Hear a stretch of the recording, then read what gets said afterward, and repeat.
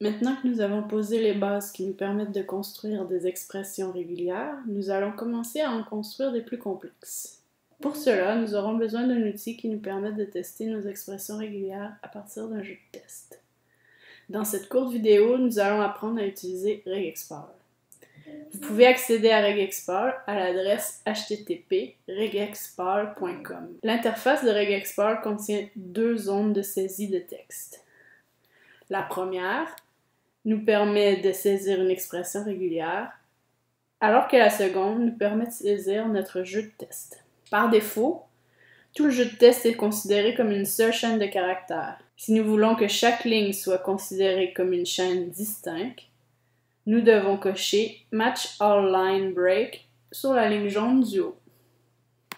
Regardons maintenant un exemple. Commençons par un exemple simple où nous utiliserons un texte comme jeu de test.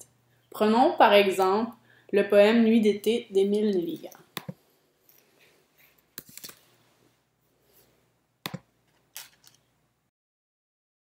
Copions ce texte dans la zone de texte du bas de regExport.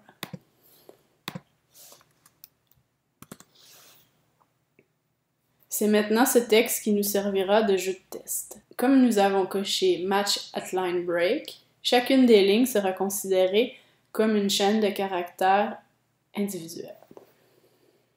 Essayons maintenant quelques expressions régulières. Commençons par chercher les lettres LE. On peut voir que regExport met de la couleur sur les endroits correspondant à l'expression régulière. Essayons maintenant de chercher la et le. Pour cela, nous utilisons une classe de caractères contenant un E et un A. Nous allons maintenant essayer de trouver la et le, pouvant commencer également par une lettre majuscule. Nous créons une deuxième classe de caractères contenant la lettre L, majuscule et minuscule. Supposons maintenant que l'on cherche tous les vers se terminant par E. Nous commençons par inscrire l'expression régulière E. regExport nous montre tous les E qui sont dans le texte. Si nous voulons seulement les E qui sont en fin de ligne, nous rajoutons le signe de $.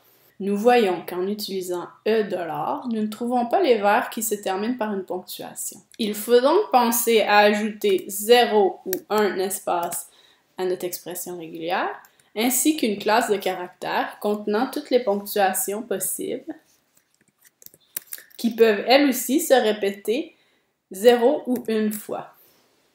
Nous voyons que le point d'interrogation à l'intérieur d'une classe de caractères n'a pas besoin d'être échappé. Ajoutons un vers pour voir que cela fonctionne bien. Essayons également pour le point d'exclamation. Essayons maintenant avec un exemple plus informatique. Nous pouvons coller du code HTML dans la zone de texte.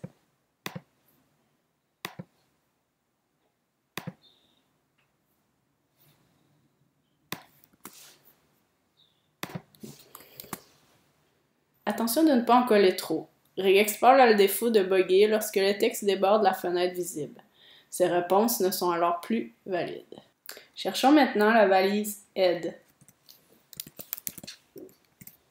Nous pouvons également chercher les balises de début et de fin sans attribut, respectant le standard HTML5, donc en minuscule. Pour ce faire, nous allons ajouter une barre, une division, qui peut être présente 0 ou une fois, et une classe de caractères alphabétiques de A à Z qui peuvent être présents 0 ou plusieurs fois. Nous voyons que de cette façon, regExport nous trouve toutes les balises d'ouverture et de fermeture qui ne contiennent pas d'attributs. Essayons maintenant un exemple où nous créons notre propre jeu de test. Rédigeons l'expression régulière permettant de valider un code postal canadien écrit en minuscule ou en majuscule. Commençons par écrire un code postal valide en minuscule et en majuscule. Écrivons maintenant l'expression régulière. Nous voyons que ça fonctionne. Nous pouvons maintenant ajouter quelques codes postaux valides et non valides à notre jeu de test afin de nous assurer de couvrir toutes les possibilités. Attention, si nous voulons les lignes contenant uniquement les codes postaux, il faut penser à ajouter les caractères de début et de fin.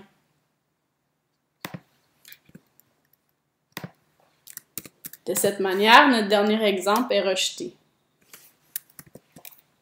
Nous pouvons également écrire la même expression régulière en utilisant les raccourcis.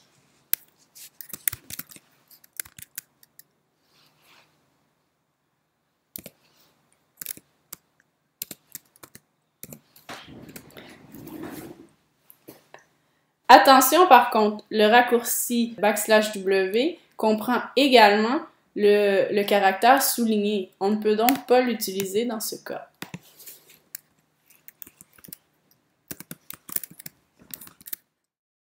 Voilà, nous sommes maintenant outillés pour tester des expressions régulières complexes.